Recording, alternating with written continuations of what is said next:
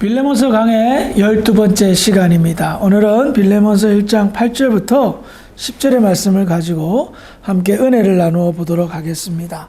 지금까지 바울은 빌레몬에 관한 칭찬을 많이 하였습니다.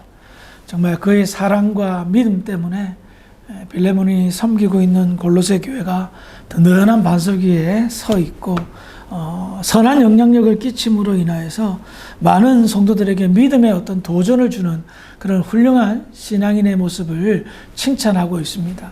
그래서 그를 위해서 바울은 진심으로 기도하였죠. 그리고 오늘 본문부터는 빌레몬에게 이렇게 편지를 보낸 이유, 칭찬을 다 한 후에 편지의 본론에 관한 이야기를 이야기합니다. 바울이 빌레몬에게 편지를 쓴 이유가 뭘까요? 그것은 바울이 감옥에 갇혀 있을 때에 같은 감옥 동기 오네시모라는 사람을 만나면서부터 시작됩니다.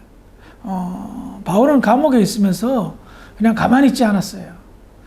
감옥에 있는 간수들, 죄수들, 감옥에 갇힌 자들을 만나러 오는 방문한 사람들에 이르기까지 다 만나는 족족 복음을 전했습니다. 정말 대단하죠. 감옥에 갇힌 것을 한탄하고 개탄할 만도 한데 전혀 그러지 아니하고 정말 만나는 사람마다 복음을 전했는데 그 중에 한 사람이 오네시모라는 사람이었습니다. 오네시모는 바울이 전한 복음을 들었습니다. 큰 은혜를 입었습니다. 예수님을 영접하였습니다. 그리고 바울과 이제 감옥 생활을 하면서 뭐 예수님에 관한 이야기도 했겠지만 자기가 살아온 이야기도 했을 거 아닙니까? 듣고 보니 이 친구가 도망친 노예였던 겁니다. 알고 보니 이 친구가 바울이 잘 알고 있는 골로새에 살고 있는 빌레몬이라는 사람의 집에 있었던 노예였던 사실을 알게 됩니다. 오네시모가 어떻게 해서 감옥에 갇혔는가 그 연유 사정은 잘 모르겠습니다. 아마도 큰 죄를 저지른 것 같진 않아요. 왜냐하면 오네시모가 풀려서 바울의 어떤 수종 들은 자로서 복음을 위해 헌신하는 이야기가 이제 후일담으로 들리거든요. 그러니까 아마도 뭐 도망치고 뭐 하다 보니까 배고파서 뭐 이렇게 뭐 먹을 거 훔쳤다가 뭐 이렇게 잡혀 들어간 것 같습니다. 어디까지나 추측입니다. 아무튼 놀라운 것은 하나님의 섭리로 오네시모가 감옥에서 바울을 만난 겁니다. 섭리 이야기가 나와서 그런데요. 지난주에 이제 오늘 말씀드릴 것을 준비하면서 오늘 말씀의 주제는 하나님의 섭리를 중심으로 말씀을 준비해야 되겠구나 하고 이제 섭리에 관해서 이렇게 딱 해서 그걸 중심으로 말씀을 준비했습니다. 그런데 또 우연찮게도 정확하게 표현하면 섭리죠. 하나님의 섭리로 이번 돌아오는 주일 설교가 사무엘상 9장의 내용인데 거기도 하나님의 섭리가 중요 핵심 메시지인 거예요. 그래서 제가 뭐야 섭리가 겹치네. 그러면 한쪽을 좀 치중하는 것을 비중을 좀 낮출까 하다가 어떤 마음이 들었냐면 섭리가 겹친 것도 섭리 아니야? 그러면 하나님께서 우리 성도들에게 섭리에 대해서 잘 가르치라는 어떤 뜻이 아닐까 하는 생각을 가져보았습니다. 아무튼 오묘한 섭리였습니다. 우연이라고 말할 수 없는 하나님의 특별한 섭리로 노예였던 오네시모가 도망친 노예였던 오네시모가 감옥에서 바울을 만났는데 처음으로 복음을 들은 겁니다. 하나님의 오묘한 섭리로 예수 그리스도가 나의 구원자 되심을 하나님의 아들인 예수가 나의 죄 때문에 십자가 못 박아 돌아가셨고 그런 말미암아 나에게 구원의 축복과 영광의 혜택이 임하였던 사실을 깨닫게 된 겁니다. 그래서 예수님을 믿게 되었고 영접하게 되었습니다. 여러분들은 어떤 섭리로 어떤 계기로 예수님을 믿게 되었습니까? 날 때부터 믿으셨습니까? 물론 저는 모태신앙인입니다. 그리고 어려서부터 생각해 보니까 예수를 믿었더라고요. 그런데 내 마음의 확신과 정확한 체험은 청년이 지나서 경험하게 되었습니다. 지나고 보니 하나님의 섭리였고 나는 이미 벌써 하나님을 영접한 상태였다는 것을 깨닫게 된 것뿐이죠. 아무튼 여러분은 어떻게 예수를 믿게 되었습니까? 어떤 계기가 교회에 나오게 되었고 예수를 영접한 어떤 신비적인 경험들을 하였습니까? 하나님의 섭리는요, 내가 예수를 믿게 될 수밖에 없었던 동기부여와 계기와 만남과 상황들은 하나님의 신비 가운데 신비입니다. 말할 수 없는 놀라운 하나님의 능력 가운데 능력입니다. 우리가 하나님을 예수를 영접한 그 상황들은, 계기들은, 사연은 다 달라도 동일한 하나님의 은혜입니다. 이 은혜를 어떻게 설명해야 돼요? 오네시모 봅시다. 노예였습니다. 그것도 잘해주었던 주인의 등을 배신하고 도망친 노예였습니다. 골레서에서 멀리 로마까지 지 잘 살려고 도망쳤다가 뭐 잘못된 짓을 해가지고 또 감옥에 갇혔습니다. 여러분 보십시다. 당시 세계관으로 보면 이 사람은 사람도 아니죠. 물론 노예는 사람 취급도 안 받았지만 인간 말종입니다. 그런데 하나님은 오네시모를 구원하셨어요. 아니 이미 창세전에 선택하셨습니다. 예수를 알게 하였습니다. 이 얼마나 놀라운 섭리입니까? 예? 다시 본문으로 돌아와서요. 오네시모는 아마도 큰 좌절 속에 빠졌을 것입니다. 오네시모가 빌레몬의 집에서 도망쳐 나왔을 때는 이유가 있었겠지만 아마도 가장 큰 이유는 자유를 찾아서였을 것입니다. 자유를 찾아서 그런 도망을 쳤습니다. 그런데 그 자유로운 생활 얼마 누리지도 못했습니다. 도망치느라 늘 마음은 불안했고요. 노예 생활보다 못한 감옥 생활이 자기를 기다리고 있었습니다. 그러니 바울을 만나기 전까지 그는 절망 속에 살았을 것입니다. 그런데 바울을 보면 저 사람은 좀 달라 보입니다. 나하고 똑같이 감옥에 갇혔는데 너무 마음의 얼굴에 평화가 깃들고 기쁨이 있어요. 사람들과 대화하는 것을 이렇게 가까이서 보든 멀리서 보든 하여튼 간에 느껴졌을 때에 저 사람 도대체 뭐지? 어느 날 바울이 다가왔습니다. 그리고 바울이 다정하게 예수 그리스도의 복음을 전합니다. 복음을 들은 후에 오네시모의 영혼이 그의 심령에 변화가 찾아왔습니다. 참된 자유가 바로 이것이구나.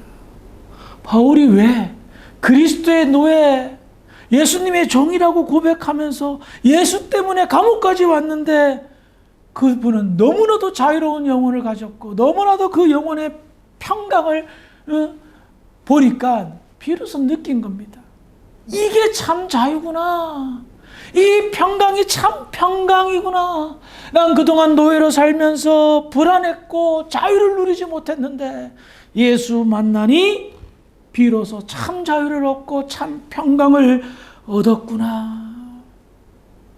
한편 오네시모는 달라졌습니다. 변화되었습니다. 그리고 바울은 오네시모를 이야기를 들으면서 바울이 반드시 해결해 줘야 될 문제를 찾았습니다. 그것은 무엇입니까? 빌레몬의 노예였는데 도망쳤으니 이 문제를 해결해야 될 것 같다라는 생각이 들었던 겁니다. 아마도 바울은 성령의 감동으로 오네시모의 이 현재의 문제를 해결해 줘야 되겠구나. 바울은 오네시모와의 만남을 우연한 만남으로 생각하지 않았습니다. 특별한 하나님의 섭리로 생각했습니다. 오네시모를 통한 하나님의 그 놀라운 준비된 역사를 미리 내다보았습니다. 그래서 빌레몬에게 오네시모를 용서해 줄 것을 간구하는 것입니다. 사실요, 이것은 바울이 나설 일이 아니고요, 나서서도 될 일이 아닙니다. 왜냐하면 당시 시대는요, 노예에 관한 주인의 주권이 절대적이었기 때문입니다. 한마디로 말해서 노예는 사람이 아닙니다. 도구에 불과했고 주인의 물질과도 같은 그런 존재였습니다. 물건 취급당한 존재였죠. 그런데 바울이 이 사람이 아닌 사람 오네시모, 이 노예에 관한 부탁을 합니다. 용서를 부탁합니다. 세상에서 제일 힘든 게 뭡니까? 용서입니다.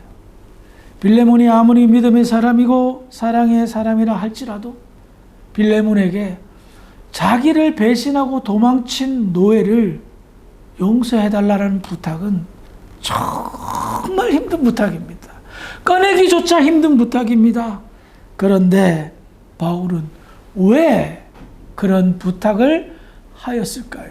물론 오네시모가 훗날 아주 훌륭한 복음인으로서 선교사로서의 사명을 감당합니다. 그러나 그것은 미래에 일어날 일이고 현재는 노예이자 죄수이자 감옥에 갇힌 볼품없는 사람입니다. 그런데 바울이 두 팔 걷어서 나선 이유는 이건 하나님의 섭니다. 지금 오네시모의 형편을 구제하는 이 일이 나에게 있어서는 너무나도 중요한 하나님이 내리신 사명 중에 사명임을 깨달았던 겁니다. 왜? 하나님의 섭리임을 깨달았기 때문입니다. 사실 나 몰랄라 할 수도 있고요. 여러분 아무리 친한 사람이라 할지라도 어려운 부탁 쉬운 거 아니잖아요. 돈 빌려달라는 부탁도 쉬운 게 아닌데 나에게 해를 끼친 사람을 그냥 일방적으로 용서해달라? 빌레몬은 오네시모가 어떻게 된 상황이고 어떤 사람이 상황인지도 전혀 모르는 상황인데 편지 보내면서 용서해달라니 말이 될 법한 일입니까? 그런데 바울은 정말 깊은 그리스도의 사랑으로 이와 같이 부탁을 하는 겁니다. 보세요. 9절에 보면 도리어 사랑으로서 간구하노라. 나이가 많은 나 바울은 지금 또 예수 그리스도를 위하여 갇힌 자 되어. 이게 뭐예요? 정말 부탁한다는 겁니다. 아쉬울 게 없는 바울이 간구하면서 나이가 많은 것까지 어필하면서 빌레몬에게 사정을 하고 있다라는 겁니다. 그래서 우리는 여기에서 바울의 그 그리스도의 사랑을 느낄 수 있을 뿐만 아니라 그가 이와 같이 자기의 체면과 상황을 내려놓고 부탁할 정도로 하나님의 섭리를 깨닫고 반드시 그 섭리를 제대로 온전하게 이루기 위하여 애쓰는 복음인의 모습을 믿음을 가진 사람의 모습을 볼 수가 있다는 것입니다. 말씀을 정리하겠습니다. 하나님의 섭리 너무나도 귀중한 것입니다. 특별히 그 섭리는 복음의 핵심입니다. 하나님의 섭리로 내가 장사를 해서 돈을 벌었다 이거 아니에요. 여기까지 해석하면 안 됩니다. 하나님의 섭리는 가장 큰 띠틀로 제목은 복음입니다. 여러분들이 예수를 믿게 된 경위, 여러분들이 예수에 대한 열심을 나타내게 된 어떤 그런 상황들, 이 모든 것들이 하나님의 섭리가 연결되어지고 이어져서 심지어 내가 상처받고 힘들고 어려움받고 시험당하는 그것까지도 하나님의 섭리가 작동하여 하나님의 나라를 만들고 복음의 역사를 일으키고 하나님의 살아계심을 나타내 보인다는 겁니다. 바울은 죽어가는 영혼 오네시모를 통하여서 하나님의 역사와 하나님의 섭리와 하나님의 살아계심을 경험하였습니다. 말할 수 없는 사명에 대한 기쁨과 은혜를 바울은 경험하였습니다. 그래서 자기의 체면이 중요한 것이 아니었습니다. 당시 사회의 어떤 문화와 정체성, 이것이 중요한 것이 아니었습니다.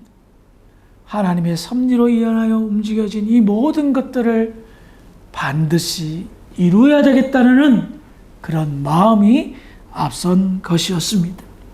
사랑하는 성도 여러분, 여러분들이 예배를 드리러 나오는 것도 큰 범위 내에서는 복음의 역사 가운데 하나입니다. 하나님의 섭리가 작동한다는 거예요. 습관적으로 반복적으로 나올 수 있지만 그 안에는 하나님의 섭리가 있는 겁니다. 여러분들이 예수를 믿고 지금까지 신앙생활하는 것, 우주적인 차원으로 볼 때는 놀랍고 놀라운 일입니다. 왜? 하나님의 섭리가 여러분들의 인생을 건드려서 여러분들이 예수 믿고 신앙생활하고 알게 모르게 복음을 전하는 하나님의 신령한 도구로 사용되기 때문이라는 겁니다. 그러므로 기억하시기 바랍니다. 나는 지금 깨어 있어 하나님의 섭리 따라 살고 있는가? 그것을 무엇보다도 소중하게 여겨 하나님의 섭리를 영화롭게 하는데 쓰임받고 있는가? 우연히 누군가를 만났습니다. 우연히 누군가 대화했습니다. 지나쳐 가지 마시기 바랍니다. 하나님의 섭리가 작용되어질 수도 있기 때문입니다. 그러므로 여러분의 삶 속에서 지금까지 작용되어졌던 하나님의 섭리들을, 그 은혜들을 곰곰이 한번 생각해 보시면서 앞으로 일어나게 될 나를 향한, 교회를 향한, 우리를 향한 하나님의 그 섭리들을 기대하고 순종하고 쓰임받는데 사용되는 복된 저와 여러분들이 되기를 주의 이름으로 축원합니다. 기도하시겠습니다. 하나님 아버지, 은혜를 감사합니다. 오늘 오네시모가 감옥에서 바울을 만난 하나님의 섭리에 관한 이야기들을 나누었습니다. 결단코 은혜였습니다. 하나님의 은혜임을 고백합니다. 우리 역시 마찬가지로 하나님의 섭리로 예수 믿고 여기까지 왔습니다. 하나님의 그 오묘한 섭리를 우리 신령한 눈으로 바라보게 하시고 그 뜻을 이루는데 쓰임받는 교회와 성도가 되게 하여 주시옵소서. 특별히 주사랑교회 하나님의 섭리로 아르헨티나 이곳 부에노스아이레스에서 세워졌습니다. 그 섭리를 이루는 데 쓰임받는 복된 교회가 될 수 있도록 은혜 더하여 주시옵소서.